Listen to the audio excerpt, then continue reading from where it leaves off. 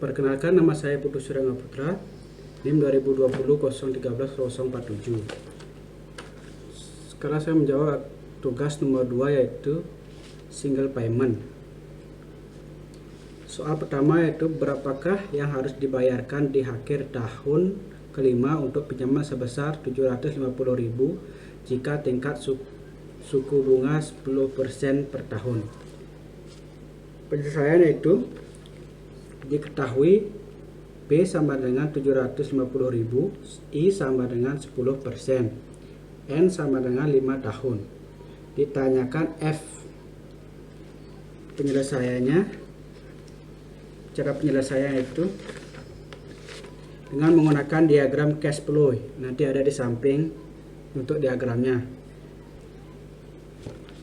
F sama dengan P kurung buka 1 ditambah I kurung tutup N.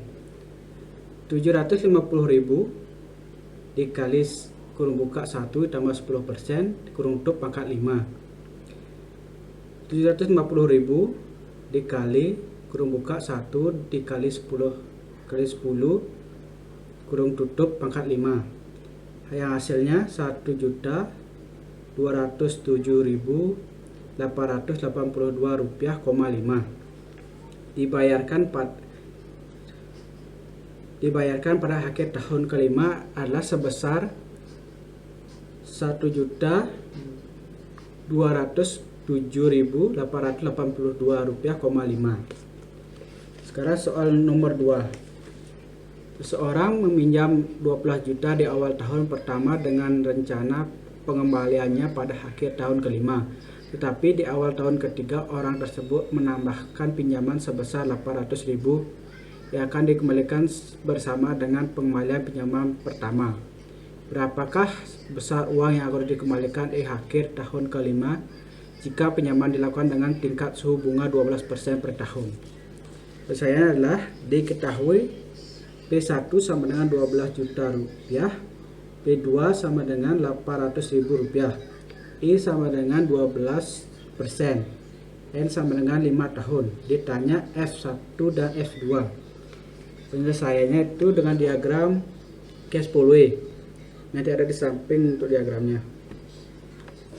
Carian F1 sama dengan P1 kali kurung buka 1 tambah I kurung tutup pangkat 5.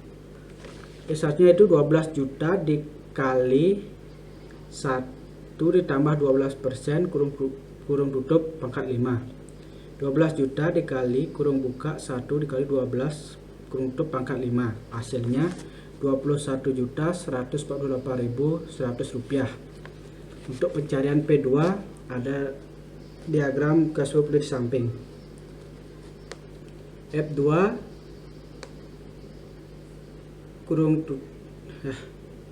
F2 sama dengan P2 kali kurung buka 1 tambah I kurung tutup pangkat 5. F2 nya itu 800.000 rupiah dikali kurung buka 1 tambah 12% kurung tutup pangkat 5. 800.000 rupiah dikali kurung buka 1 dikali 12 kurung tutup pangkat 5. Hasilnya itu 1.003.520 rupiah.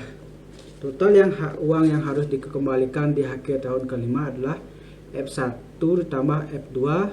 F1 nya itu yaitu 21.148.100 rupiah dan F2 nya 1.003.520 rupiah. Totalnya itu sebesar 22.151.620 rupiah. Sekarang akan jawab nomor 3. Untuk nomor 3 tadi saya kekurangan waktu untuk menjawab nomor 3. Sekarang saya untuk menjawab nomor 3 itu di video. Soal nomor 3 yaitu seseorang menginvestasikan sejumlah uang di awal tahun pertama. Di awal tahun ketiga orang tersebut menambah investasinya sebesar 1,5 kali investasi pertama. Jika tingkat suku bunga 10% per tahun dan dikehendaki agar nilai investasinya menjadi 20 juta di akhir tahun kelima, berapakah besar investasi yang dilakukan di awal tahun pertama dan di awal tahun ketiga. Penyelesaian yaitu diketahui F sama dengan 20 juta rupiah, I sama dengan 10%, N1 sama dengan 5, N2 sama dengan 2. Ditanya V1 dan P2. Penyelesaian itu menggunakan diagram cash flow yang ada di samping. Diagram cash flow yang ada di samping. F sama dengan P1 dikali kurang buka 1 ditambah I kurang tutup pangkat N ditambah P2 dikali 1 dikali 1 ditambah I kurang buka kurang tutup N pangkat N. F sama dengan P1 kali kurang buka 1 tambah 10% kurang tutup pangkat 5 dan ditambah 1,5 F1 kali kurang buka 1 ditambah 10% pangkat 2. 1,5 itu didapat dari investasi pertama sebesar 1,5. F sama dengan 20 juta rupiah sama dengan F1 dikali kurang buka 1 dikali 10 kurang tutup pangkat 5 ditambah 1,5 F1 dikali kurang buka 1 dikali 10 kurang tutup pangkat 2. 20 juta rupiah sama dengan F1 1,61051 ditambah 41 F1 1,815. 20 juta sama dengan F1 3,4 2551. F1 sama dengan 20 juta dibagi 3,4 2551 yang hasilnya 5.838.546 rupiah,67. F2 sama dengan 1,5 dikali F1. 1,5 didapat 1,5 itu didapat dari investasi pertama 1,5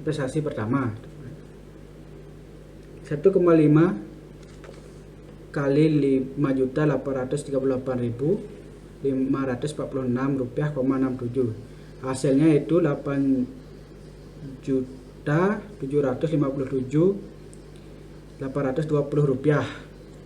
Jadi besar investasi yang dilakukan di awal tahun pertama dan di awal tahun ketiga yaitu 8.757.820 rupiah. Itu untuk jawaban nomor 3. Terima kasih.